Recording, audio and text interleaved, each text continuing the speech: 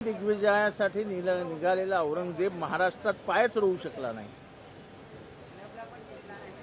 तो ना शिवाजी महाराजांना कब्जात ठेवू शकला, त्यांना आटोक्यात ठेवू शकला, ना त्यांचं साम्राज्य रोखू शकला, ना तो संभाजी महाराजांच्या मृत्यूचा एक भाग सोडला, तो संभाजी महाराजांवर विजय प्राप्त करू शकला नाही।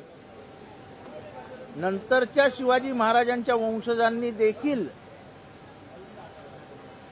औरंगजेबाशी लढा देत देत औरंगजेबाला रोखून ठेवला आणि अखेरीस दिल्लीची गादी म्हणजे दिल्लीचं सल्तनत ह्याच्यापासून दूर आलेला औरंगजेब आपल्या घराला घरी मी परत जाईन असा विचार करत असताना औरंगाबाद खुलताबादमध्येच तो मृत्यू पावला। आपल्या मराठ्यांच्या आपल्या 18 पगड जातींचं शौर्य काय तर औरंगजेब महाराष्ट्रात पाय रोवू शकला नाही आणि अखेरीस त्याला मृत्यूही याच भूमीत आला।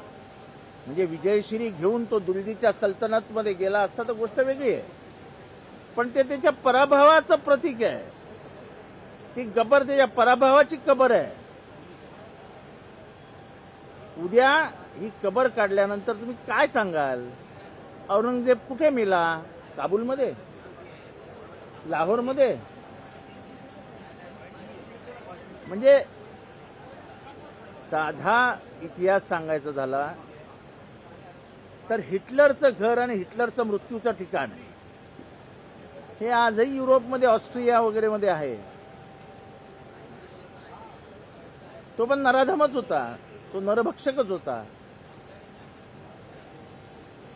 पण ते बघण्यासाठी म्हणून लाखोनी पर्यटक त्याच्या घराकडे जातात, त्याचं घर बघतात।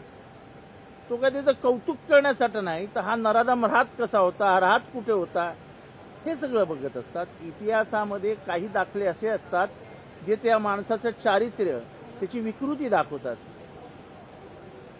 असा इतिहास बदलता येत नाही। तुम्हाला आज बरं वाटतं काय? आणि कबर खोदणार म्हणजे काय करणार? कबर असते काय? कबर म्हणजे काय असते? ज्या वेळेस औरंगाबाद म्हणजे 1708 साली जेव्हा औरंगजेब मृत्युमुखी पडला त्याच्या मृत्यूनंतर एक 6 फुटाचा खड्डा खणला गेला, म्हणजे जो खणला जातो त्याच्यात त्याचं प्रेत टाकण्यात आलं, त्याच्यावरती माती टाकण्यात आली आणि बुजवण्यात आली। आता तुम्हाला ती उद्ध्वस्त करायची म्हणजे करायचंय काय?